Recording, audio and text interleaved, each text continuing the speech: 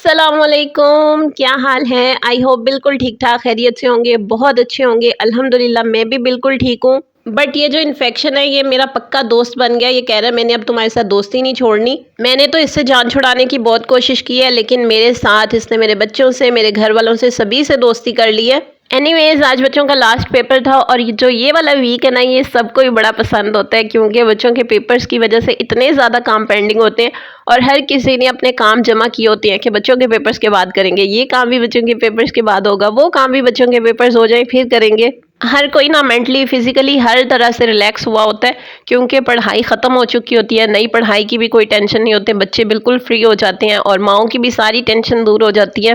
और जब बच्चों ने नई क्लासेस में जाना होता है ना, तो बच्चों से कहीं ज़्यादा पेरेंट्स को खुशी हो रही होती है। कुछ लोग तो बेचारे इतने ज़्यादा खपे हुए थके हुए होते हैं, कहते हैं भाई तो सही वाली मत मारी गई है।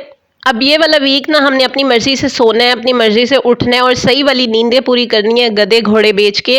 बट मैं थोड़ी सी डिफरेंट हूँ। मैंने तो भाई अपने बहुत सारे काम जमा किए हुए थे, ये वाला काम भी वो वाला काम भी, जब मैं फ्री होंगी फिर करूँगी।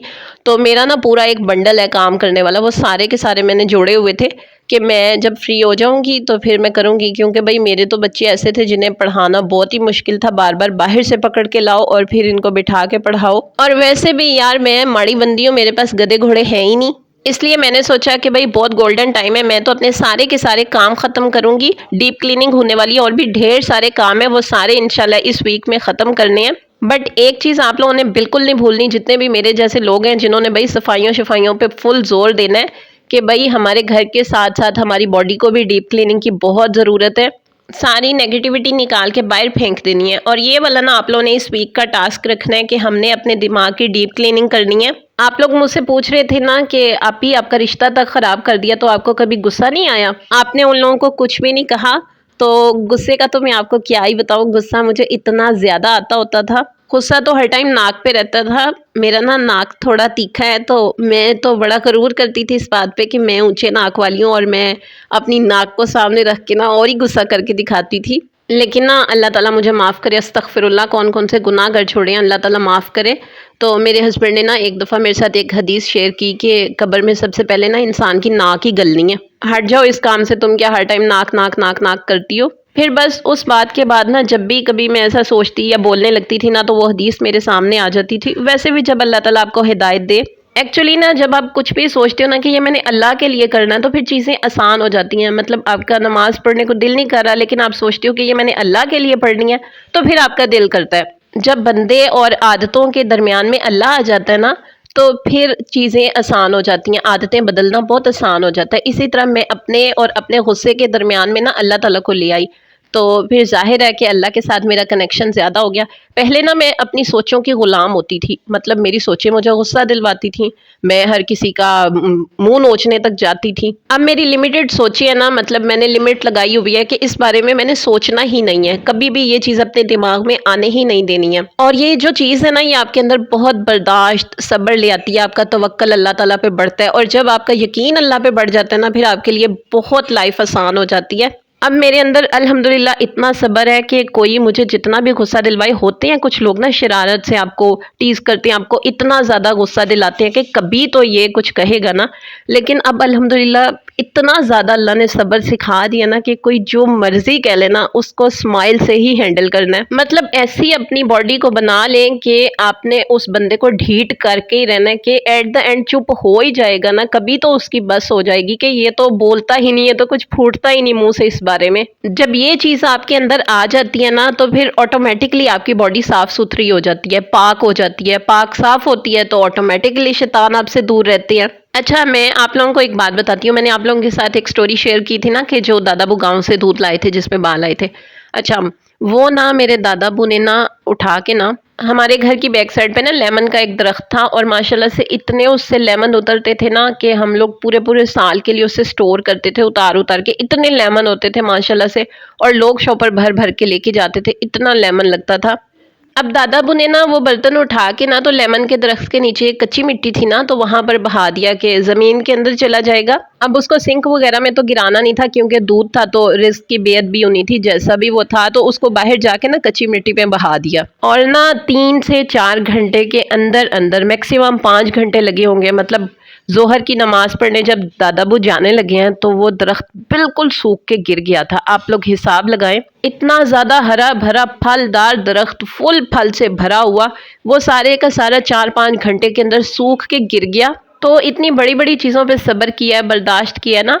तो जब आप सब्र करते हो, बर्दाश्त करते हो, फिर कौन कर रहा है, क्यों कर रहा है, मेरे साथ उसकी दुश्मनी की वजह क्या है, मैंने उसका क्या बिगाड़ा है और मेरे ही साथ क्यों ऐसा हो रहा है, अल्लाह मेरे ही साथ ये सब कुछ क्यों कर रहा है। तो जब आप ये सारी चीज़ें अपने दिमाग से निकाल के पॉजिटिव होके सोचते हो ना कि ठीक है जो भी कर रहा है ना अपनी ही आखिरत ख़राब कर रहा है। आखिरत क्या, मेरे अब्बू कहते हैं दुनिया और आखिरत दोनों ही तबाह हो जाती हैं। वो दुनिया में भी काफिर है और आखिरत में तो फिर हमेशा हमेशा के लिए ही सज़ा। जब आप पॉजिटिव होके सोचते हो ना कि मेरे साथ जो भी हो रहा है मेरे अल्लाह की मर्ज़ी से हो रहा है और अगर मेरे अल्लाह की तरफ से ये सब कुछ है तो मुझे इसका अजर भी बड़ा मिलेगा। जब आप ये सोचते हो ना तो फिर ऑटोमेटिकली आपकी बॉडी की डीप क्लीनिंग हो जाती है। तो इस वीक में आप लोगों ने टास्क रखना है, आप लोगों ने अपने घर की डीप क्लीनिंग करनी है, अपनी बॉडी की इंटरनल एक्सटर्नल हर तरह से क्लीनिंग करनी है और अपनी सोचों को लिमिटेड करना है। मतलब सोचों को लिमिटेड करने का मतलब ये नहीं है कि आपने सोच छोटी करनी, सोच हमेशा बड़ी रखें, बड़ा सोचें और पॉजिटिव रहें, हमेशा पॉजिटिव सोचें। कोई भी चीज़ है ना उसमें से कोई ना कोई पॉजिटिविटी निकाल ही ले। अच्छा जी, आज तो मैं ना इतना सफाइयों में बिज़ी हो गई कि हेल्पर्स को मैंने अपनी को लगाया हुआ था कि आप घर की डीप क्लीनिंग करें, जाले शाले उतारें, पंखे साफ़ करें और मैं किचन साफ़ करने में लग गई। और मेरे बच्चे ना इतना खुशी खुशी घर वापस आए लास्ट पेपर दे के कि आज मामा ने कुछ ना कुछ स्पेशल बनाया होगा। और मेरी गलती है, मुझे बनाना भी चाहिए था, लेकिन आज तो मैं सुबह ही सफाई पे लग गई तो कुछ भी नहीं बना सकी। हालांकि एक वीक से ना मैं इतने सादा खाने उन्हें खिला रही हूँ, शोरबा, चावल और कोई दाल सब्जी वगैरह, कुछ भी स्पेशल नहीं बनाया, कुकिंग को टाइम ही नहीं दिया। आज उन्हें बहुत ही ज़्यादा था कि हम जब घर जाएंगे तो मामा ने कुछ ना कुछ स्पेशल चीज़ बनाई होगी। और वो जब घर आए तो मेरा हुलिया देख के बेचारे परेशान हो गए। मैं इतनी लल्ली बनी हुई थी, सुबह से काम कर रही थी, तो फिर मैं जल्दी जल्दी शावर लेके आई और फिर आके सबसे पहले तो मैंने उनके लिए चिप्स बनाए। असल में ना मुझे था कि बड़े बड़े काम ना आज मैं कर लूँ, बच्चों ने घर नहीं होना और ये वाले जो काम है ना, बच्चे ना बहुत सीढ़ी पे चढ़ के छेड़खानियाँ करते हैं, पंगे लेते हैं, तो सीढ़ी ला के पंखे साफ करने थे तो मैंने कहा ये काम हो जाए। खैर उसके बाद मैंने उन्हें केक बना के दिया और ये जो केक है ना ये छोटी छोटी बच्चियां भी बना लेंगी, ये इतना आसानी से बनता है और हम सैंडविच मेकर में बनाएंगे। सबसे पहले हमने 2 अंडे लेने हैं और उसके अंदर ना 1 कप शुगर मैंने ऐड की है। आप लोग चाहे शुगर कम कर लें, हाफ कप कर लें, लेकिन मेरे बच्चे शुगर ना ज़रा ज़्यादा पसंद करते हैं तो इसलिए मैंने 1 कप ली है।